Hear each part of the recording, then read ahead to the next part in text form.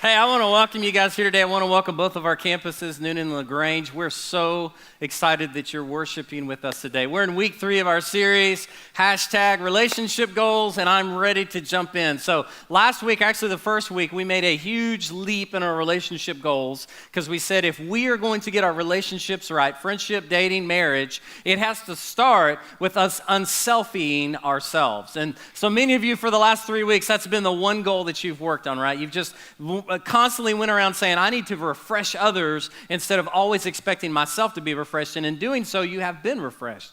And so that's really awesome. Last week, we talked about #dating. And it was really awesome because when we talked about dating last week, we basically said, God doesn't want us to spend our life trying to find the right person. He wants to spend our life trying to become the right person. And it's always interesting because when you talk about dating immediately after the service, people began asking me questions about, well, what about this scenario? What about that scenario? And what I realized is people were trying to take dating goals and apply them to marriage goals. Or they were trying to take friendship goals and apply them to a dating goal. And so what I want to talk about today kind of fits with that issue, okay? The idea that sometimes we put the wrong status with the wrong goal. You see, here's the truth. Every relationship in life has a status, right? Everyone in this room is either married or single. If you're married, LaGrange, Noonan, raise your hand, okay? Raise your hand right now if you're married. If you're single, raise your hand, okay? That's good. Listen, 1/3 of our congregation is single. Actually, almost 40% of our church is single, and so that's awesome. Listen, if you didn't raise your hand at married or single, you're dead, okay? Because you're one of those two statuses. But every relationship in life has a relationship status. And believe it or not, our relationship status should define our relationship goals. But here's what happens many times. When we attempt to apply the wrong relationship status to our goals, look what it says here. We apply the same relationship status to goals to a different relationship status, we get issues. So here's what people do. They take the goal and they take it out of the context of the status and they try to apply it to a different relationship. So the crazy thing about that is this. We have people that are constantly saying, well, I'm not fulfilled. I'm not having my relationship goals met. And the truth is you're applying the wrong things. And the truth is when you try to apply dating goals to a marriage status, you're going to have issues. And those issues are going to come up over and over and over again. So here's the challenge. Here's the struggle. Single people want to play like they're married, and married people sometimes want to play like they're single. You go, wow, I never thought about that. But think about it. I mean, look at social media, right? Like you meet people who are married and you're like, wow, you have relationship goals, but your status is married, but your goals are like you're dating.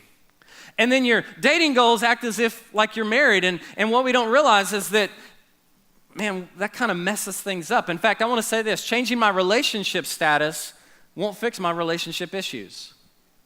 Because we live in a world that says, well, if I was just married, I wouldn't have these relationship issues. Or if you're married, you say, well, if I was just single, I wouldn't have these relationship issues. But changing my relationship status will not fix my relationship issues. So today, I want to continue in our series. I want to talk about #relationship myths. Relationship myths. And I want to talk to married couples and I want to talk to people who are single. And so sometimes when you do a talk like this, people go, oh, you always pick on the single people first. So I want to pick on the married people first. And then I want to give some myths that we believe about marriage. In fact, I want to give you 3, and then I want to give you 3 myths that people believe about singleness. Because if we don't address these, they're going to creep up and they're going to create issues in our life. If you have your Bible, turn to the book of 1 Corinthians chapter 7.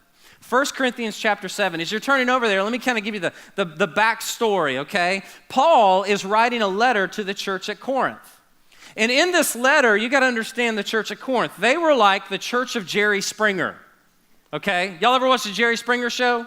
Like there's some weird relationship issues there. Like people go on and they go, I've married my 3rd cousin for the 4th time, and you're going, bro, there's something wrong there, okay?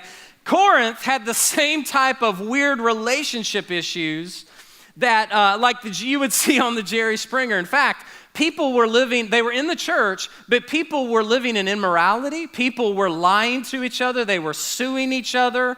As their relationships they were constantly ripping each other off relationally, which we talked about that last week. God doesn't want us to rip each other off. And in the midst of this, Paul writes them a letter because they had written him a letter with questions. So the church is like, hey, Paul, what do we do when these issues come up? And what's crazy is he's basically in chapter 7, he's just responding to their question. Now, here's the crazy thing. In chapter 5 of 1 Corinthians, Paul deals with the relationship issue of incest. Some of you go, is that in the Bible? Yeah. Paul basically says, hey, there's some of you who are in the church and your relationship issue is you're in bad incest relationships. And people are going, whoa, whoa, whoa. And then in chapter 6, Paul turns around and says, and then some of you in the church, you're hooking up with prostitutes. And so your struggle relationally is that, you're doing these things. And then he gets around to chapter 7 and he talks about singleness and marriage. And he gives us some things that we need to see. So I want to begin with 3 myths about marriage. Okay, if you have a pen, write this first myth down. This is a marriage myth. God's standard for sex and marriage is limiting. Now, some of you are excited already because you just heard that for the next couple minutes, we're going to talk about sex, okay? Like, it's funny, like when you just mention the word sex, people just go, oh, I'm awake. Like, I feel like God spoke to me, okay? But when it comes to marriage, there's this myth that if I choose to live by God's standard in marriage for sex, that it's going to become limiting in my life. So look what he says to him in verse 1 and 2. Chapter 7, he says, now for the matters you wrote about, in other words, you guys asked me these questions, it is good for a man not to have sexual relations with a woman. But since sexual immorality is occurring, each man should have sexual relations with his own wife, and each woman with her own husband. Now, it's at that point that the world looks at us and says, I totally get it. Now I understand why you Christians are so angry all the time. You're not having any sex. Right? I mean, that's the world's viewpoint of us in the church, that the reason we talk against sex sometimes is because we're not for sex. So I want to give you guys this deep, amazing theological revelation to you today, okay? God created sex. Can I get an amen? Some of you go, he did? Okay. He did. He created it. And so the world kind of has this standard. And here's the thing Paul's saying. There's a right way for us to approach sex. There's a right way. In fact, God has a sexual standard. And he gives us the standard in chapter 7, verses 1 and 2. And basically what he says is, I want to talk to single people and married people. And here's what he says. Hey, single people, it's good to not have sex. Some of you go, oh my gosh, last week you talked about dating, you talked about sex, you talked about hooking up before marriage, and you related it to Chick-fil-A being closed on Sunday, right? And you said, hey, God didn't say no, God said wait, right? Because Chick-fil-A is going to be open on Monday. Listen, it's okay if you're single in this room not to be having sex. That's what Paul said. He says it's good for us to stay away from that. And I just want to tell you, Chick-fil-A is open on Monday. I saw some of you this week on Monday. You were rushing to Chick-fil-A because I preached about it on Sunday, and I got some thank yous for some Chick-fil-A corporate people like, thank you, Sean. Okay, but the truth is this. God has standards. And he says if you're single, it's okay to not have sex. In fact, I want to tell you this. It's okay to be a virgin. I got married as a virgin. I saved myself for my wife. Am I ashamed of that? Do I feel less than? No. I feel great about that. But here's the truth. In this culture that is so supercharged about sex, you need to know it's okay if you're single. God says his standard for sex is wait. He's got something better for you. And then he talks to married people. He says, if you're married, he says, here's my standard for sex. It's real simple, okay? Because someone go, what does God expect for us in marriage? Listen, here's what he says. Have sex with your own spouse. Now think of how wide that is. Think of how broad that is, because the world says, if the myth is, if you're married, sex is so limiting if you're married and you follow God's. No. God says, listen, I got one big standard for you, okay? Have sex with your own spouse. I mean, I say it this way. Sometimes if you're married, you don't even have to wait till Monday. Can I get an amen? But here's what we do. Sometimes we see God's sexual standards and we just kind of press against them. But I want to ask this question. What good are goals if there are no standards? You say, I got #relationship goals. Well, what good are goals? It would be like you going to the Georgia-Auburn game this year, and like right before the game starts, they come over the PA and they say, today, because we don't want people to feel limited, we've decided we're not going to keep score of the game. We're just going to let the players run around for a couple hours and the band play and the cheerleaders cheer, and they're just going to throw the ball around for a couple hours. How many of you would enjoy that game? No, you'd be like, dude, I'm out. What if they said, hey, we're not even, if you score one time it's 2 points, next time it's 9 points. We'll let you know after you score. Listen, how do you know if you've even scored if you don't have a standard? God says, listen, I got sexual standards. And I want to tell you what they are. He says, hey, if you're married, this is it. But here's the struggle. We want to take the standard when we don't agree with it, and we want to rewrite it to benefit us. And Paul says you can't do that. You know what's crazy? In Genesis chapter 2, before God created woman for man, if you look there, the first thing God did before he created the relationship is he created the standard. He looked at a tree and he said, guys, he looked at Adam, he said, you see that tree? Don't eat anything off that tree. And then he created a woman. God created the standard before he created the relationship. God has standards. And for you and us and myself to believe the myth that somehow that sex is limiting in marriage, God says, no, that's not true. Let me give you the second myth. Marriage is too much work to be worth it. Say it with me. Marriage is too much. I just wanted to hear y'all quote some Rihanna lyrics, okay? Some of y'all know exactly where I'm going with that. Because when it comes to marriage, sometimes you go, marriage is too much work to ever be worth it. And that's a myth that sometimes we believe. Look what Paul said in verse 3 through 5. He said, the husband should fulfill his marital duty to his wife, and likewise the wife to her husband. See the mutual submission there? He says, the wife does not have authority over her own body, but yields it to her husband. Men, can I get an amen? Okay, and some of y'all go, where's that verse? I want to memorize that, okay? In the same way, the husband does not have authority over his own body, but he yields it to his wife. And look what he says in verse 5. He's talking about sex here. He says, do not deprive each other except for perhaps by mutual consent and for a time so that you may devote yourselves to prayer. Then come together again so that Satan will not tempt you because of your lack of self-control. See, here's the myth, that marriage is just way too much work for it to ever be worth it. And what's crazy is in those 3 verses, Paul says something pretty profound. We're going to struggle when we see the duty of the relationship as a job and not as a delight. That's our struggle. In fact, what happens is we would rather try to be fulfilled than to fulfill. And what happens is we put our own desires ahead of duty. And what happens is we don't realize is that desires are a byproduct of duty. God wired us this way relationally in marriage. So you have a duty. If you're married here, you have a duty. You have a duty emotionally, spiritually, physically, even sexually to your spouse. But don't look at that duty as a job. Because when Paul said this word, here's basically what he was saying. Fulfillment comes from fulfilling. Some of you go, oh, I wish he was more this way. I wish she was more that way. Listen, fulfillment in the marriage relationship comes from fulfilling, not from trying to put yourself first and being fulfilled first. If we will flip the script on that, it will totally, radically change every single marriage in this room. Fulfillment comes from fulfilling. You see, marriage doesn't work if we don't work at it. It just doesn't.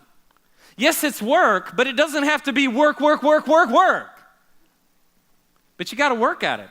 I mean, you have to come to it and say, what can I give to this relationship instead of what do I want from this relationship all the time? I kind of look at it like this. Some of you have been to a game before and you go, hey, I'm going to get up and go to the concession stand. So you go to the concession stand and you look around and you see all the things they have to offer, but you certainly want the king-size Snicker bar, right? Because you have craved for 2 quarters the king-size Snicker bar. So you show up and of all the things you can choose, you choose what's going to satisfy you, right? And so you get that Snicker bar and you eat it. Listen, that's the problem with a lot of marriages. We're coming to it like a concession stand, and God says come to it like a communion table.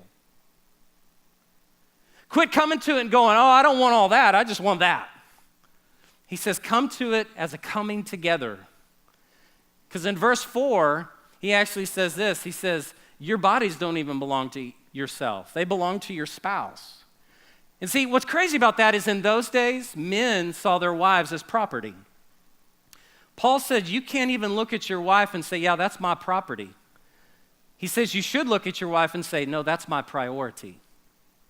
And there's a big, big difference when you approach marriage. And then in verse 5, it's the verse that people want to talk about all the time, right? The sex passage where he says, and so Paul says this, he says, listen, and don't deprive each other of sex, but when you do, only let it be for a short amount of time. And we kind of look at that as limiting, like that's work, like that's negative. But what if you flip that script and you say, well, maybe Paul was saying sex is going to be so amazing in marriage that every now and then you just need a break. I mean, I know I've looked at Tracy a few times and just said, baby, I just want you to admire not my body, but my brains. I want you to love me for my feelings. No, she didn't say that at all. I think she's looked at me and laughed when I said that one time. Paul said sex can be so good that every now and then you just need to take a break because maybe you need to go get a drink or a Gatorade or something. He said, but when you're done taking a break, get back to it. So here's the way I say it. If you approach marriage from the right place, Paul says, your passion doesn't have to be deprived. And that's big for us. So he talks about this. Let me give you the third myth. I hear this one a lot. If my marriage is bad, I need a way out. I can't tell you the number of people that come to me, and basically what they're looking for is they're looking for their one word or their one phrase that gives them the okay to leave their spouse. And it's crazy because whether you realize it or not, Paul talked about this right here. And look at verse 10. Look at what he says. He says, to the married I give this command, not I but the Lord. A wife must not separate from her husband, but if she does, she must remain unmarried or else be reconciled to her husband. And a husband must not divorce his wife. To the rest I say this, I, not the Lord, if any brother has a wife who is not a believer, now look what he says. He says the person is a believer, but they're married to a person who's not a believer. See, what was happening is in the church, people were coming to Christ day by day by day, and they were in a marriage relationship, and they looked at their spouse who was an unbeliever and said, we are not right for each other because I'm now a Christian and you're not, and so we must separate. Paul answers that. He says, has a wife who is not a believer and she is willing to live with him, he must not divorce her.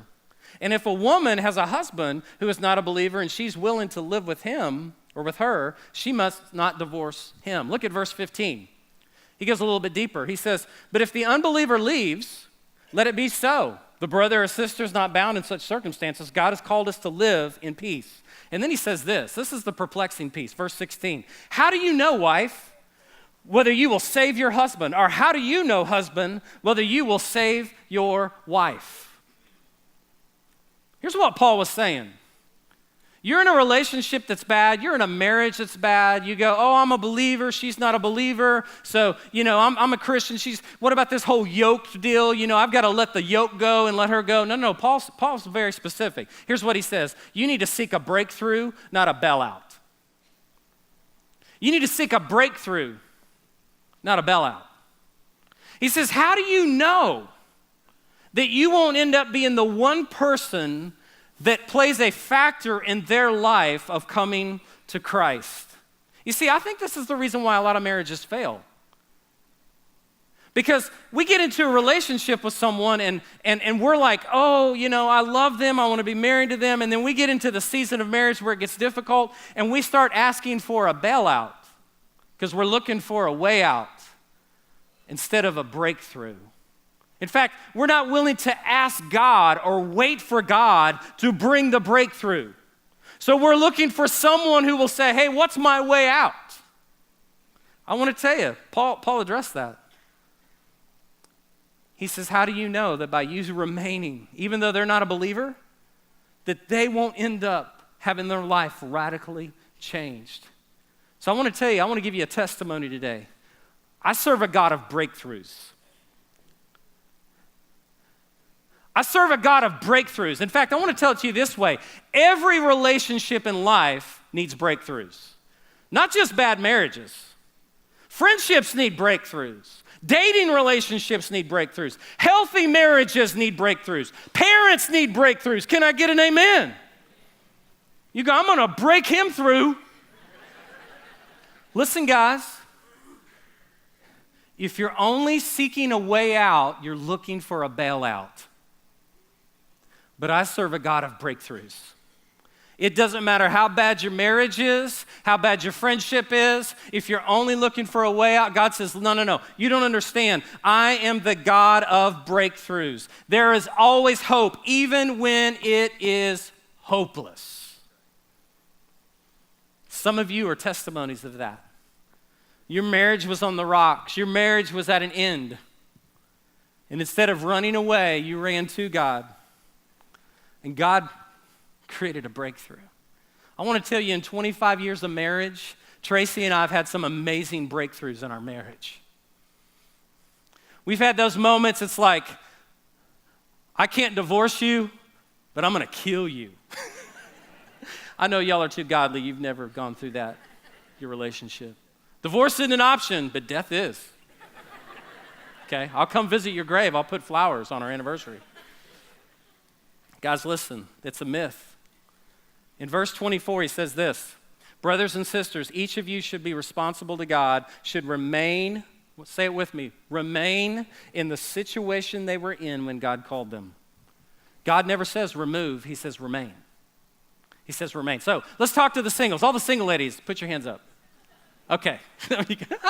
Single ladies, okay. We're going to talk about singleness.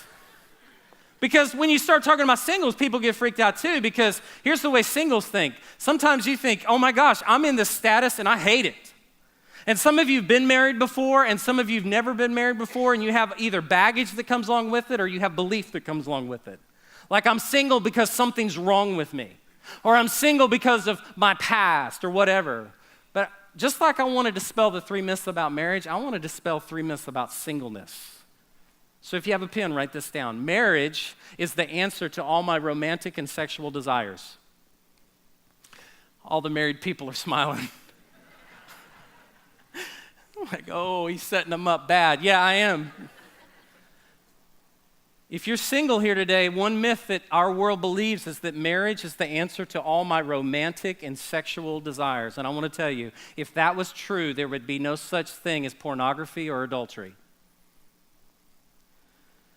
The truth is, there is no human being that can satisfy every desire you have in your life. I wish that were true. If that were true, I firmly believe God would have never sent his son, Jesus Christ, because he knew we needed more. And so if you're single here today, if you believe this myth, then you're trying to find somebody who will fulfill that desire in your life. And so I'll kind of want to let the cat out of the bag here, because men and women get married for different reasons. Men will get married for sex. Women get married for romance. They're wanting romance. And guys, they're just want sex. And you go, what? Some of you ladies go, would a man really get married? Listen, they will. And that girl you're marrying, she'll get married for romance. And the problem with that is this: God designed us in such a way that we can only be fulfilled in a relationship with him. And so as great as it may seem, it's a myth that another human being can totally fulfill all of your desires. Let me give you the second myth. Marriage will bring final happiness and fulfillment to my life. Marriage will bring final happiness and fulfillment to my life. It's easy to fall in love with the idea of marriage. In fact, if we're not careful, we begin to idolize the idea of marriage, and we lose or distort our own singleness. We begin to look at it as somehow something's wrong with me, or something's wrong with them, or, all this other deal. And so people say to me all the time, well, Sean, you don't understand. I'm single and I'm lonely. I get that. But I want to paint another picture of loneliness for you. A person that's stuck in a marriage that's so bad and they're married to someone, and they're more alone than a single person ever dreamed of. I meet those people. I talk to people all the time that says, I wish my spouse wouldn't walk away from me, and they're alone, and they're married. And so although I understand the feeling that you have, the greater loneliness comes from a marriage that's tragically broken than from a status that says, at this season of my life, I'm single.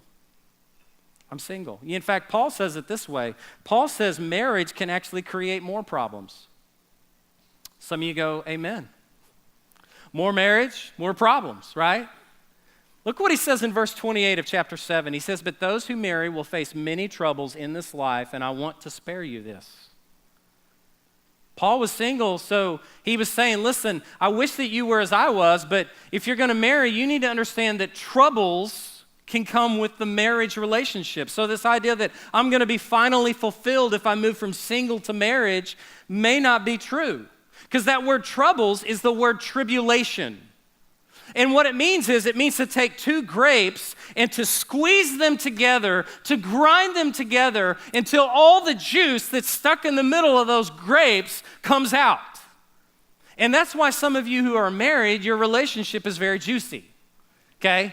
Because you got troubles and it cost you to come together and you're like this all the time. And so he says to the single people, he said, hey, listen, it may be more trouble to be married. You may not want to hear that, but the truth is it might be. Why is that true? Here's why. Because marriage is the most intense human relationship you will ever enter into.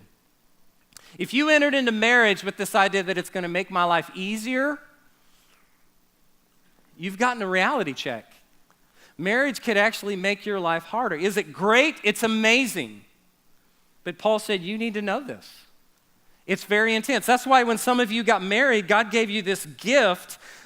It's like a mirror. It's called your spouse. And every day you look at your spouse and you look in the mirror and you see yourself.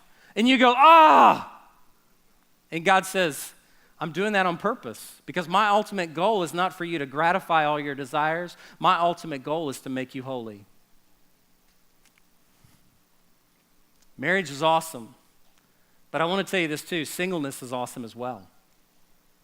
And it's great to be single. So I want to tell you this, some of you may not know this. Did you know marriage ends when you die? Some of you go, are you serious? No, I'm serious. Because some of us have this idea about marriage that when I get married, I'm going to be married for eternity. No, Jesus said this in Matthew 22:30. He said at the resurrection, people will neither marry nor be given in marriage. So some of you love your spouse like I love my wife. And we think when we get married, it's like, oh, we're going to be married in heaven. No, you're not going to be married in heaven. You say, are we going to be divorced in heaven? No, you're not going to be divorced. There'll just be no more marriage when you get to heaven. And for some of you, I can see in the back of your mind, you're like, amen, I want to go to heaven. Because some of you think like heaven without your spouse would be heaven, and then some of you are like heaven without your spouse would be hell. We kind of fall on both sides of those fences. But Paul's very clear. He's like, hey, listen, this doesn't last forever. So I want to tell you what can bring fulfillment from this myth. David said it in Psalm 16:11. He says, you make known to me the path of life. You will fill me with joy in your presence, with eternal pleasures at your hand. Let me tell you, where is the fullness of joy? In God's presence. Not in a person. As awesome, smoking hot as my wife is, she will never be able to substitute or be better than the presence of God in my life. And God made it that way. So being single or being married will not always fulfill us, be the final fulfillment. The last myth is one we struggle with. Singleness is a disease instead of a gift. Like some of you probably went to the doctor and said, is there a cream for this? Can you get rid of my singleness? Can I have my singleness removed? Have you ever had a gift you didn't want? You got it at Christmas? Hey, I bought you a gift. You look at it and go, oh, I didn't want that gift, okay? Many times when it comes to singleness, we do the same thing. We go, oh, I don't want that gift of singleness. And so we begin to ask questions like this. Do I have the gift of singleness? Is that why I'm still single? God, how do I know if I have the gift? How do I know? When will I know if I have the gift? Will I know when I'm 20? Will I know when I'm 25? Will I know when I'm 55? Hey, I've got the gift of singleness. Everybody look at my gift. That's the problem with it. It's not a disease, it's a gift. I want to say it to you this way. Singleness is not a less than status. It's a more than opportunity. Paul tells us in verses 32 through 35, look what he says. He says, I would like for you to be free from concern. An unmarried man is concerned about the Lord's affairs, how he can please the Lord, but a married man is concerned about the affairs of this world, how he can please his wife, and his interests are divided. Look what he says in verse 35.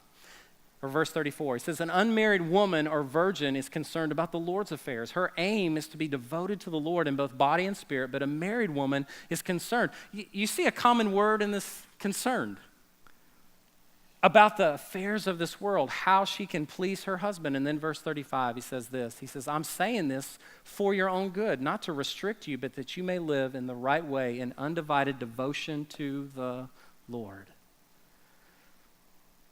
So this myth that somehow singleness is a disease or a bad tattoo that I'm stuck with the rest of my life, God says that's a myth. He said, I've given you singleness so that you don't have to be concerned about the wrong things or other things. You can be concerned about the right things. It's an opportunity. It's not a less than status. It's an opportunity to chase God and chase the Lord. So here's the bad advice people say to us all the time, okay? Here's what advice says. God will bring you a spouse when you're ready. So we spend our lives trying to get ready. Like, am I ready yet? Am I ready yet? Am I ready yet? Am I pretty enough yet? That's advice. Remember we talked about advice versus truth? Here's what truth is. God will bring you a spouse when he's ready. See, here's what I've learned about marriage, about dating, about any relationship in life. God's timing is always perfect. Well, I wish God would hurry up. No, you don't want him to hurry up. You're in a season of gifting where God's saying, right now, this is where I have you. And it's a more than opportunity to be completely sold out to him. What do I do for now? You live for him instead of a future spouse. In fact, I wrote this down this week. What we do while we wait will define what we do when the waiting's over.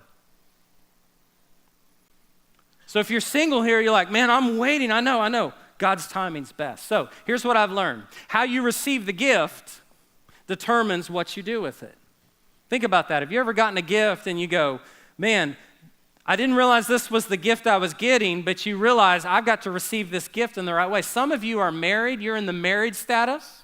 Some of you are in the divorced status. Some of you are in the single status. Some of you are just confused. But I want to say to you, whatever status you're in, how you received the gift of that status will determine what you do with it. You see, your relationship goals determine how you receive the gift. If your relationship goals are bad, you're probably not going to receive the gift very well. But if they're good, you're probably going to do better at saying, hey, I'm married. My wife and my family is a gift. Or I'm single. My singleness at this season is a gift in my life. So here's the struggle. Don't apply the wrong goal to the wrong gift. If you're married, be married. If you're single, be single. And be okay with it because God says, hey, I'm okay with it. But there's a profound word he gives us, and it's found in one verse in this whole passage. It's in verse 7. Look what he says. This is Paul. He said, I wish that all of you were as I am, but each of you has your own gift. Everyone say own gift.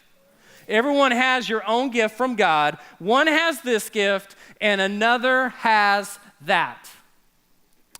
That word gift is the word charisma. When you translate it out, it's the word charisma. How many times have you seen someone who's just on fire and they're awesome and you would say, oh, he is so charismatic. She is so charismatic. They're just empowering. Here's what Paul said. He said, God has given you your own gift.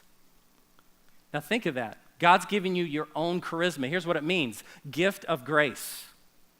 God has given each one of us our own gift of grace. And that grace is not like from the forgiveness sides of things. It's from the empowering side of things. Like some of you only think grace applies to forgiveness. Here, grace applies to God's empowerment into our life. It's kind of like someone saying, oh, he scored that touchdown and he did that so gracefully. Why? He was empowered. He's faster than everybody else. God looks at us and he says, hey, I've given you a gift, and it's a gift of grace. And so what you do and how you receive that gift is going to determine the goals you set. I want to make this profound statement. If that's true, then you need to stop struggling with your status. Stop wrestling with the fact that you're single. Stop wrestling with the fact that you're married. Because God says, I'm giving you a gift of grace for the current relationship you're in. The greatest gift God ever gives us is his grace. In fact, I want to say it to you this way, and this ought to set some of you free. God gives us grace that matches the gift. I've been married 25 years in less than 2 or 3 weeks. 25 years. How in the world did we survive that? All the good times, all the bad times, God gave me a gift of his grace. I'm not here because I'm smarter than anyone in talking about relationships. I'm just here because I'm telling you I have been an avid user of this grace in the gift of my marriage. And God always gives us the grace that matches the gift. Would you pray with me?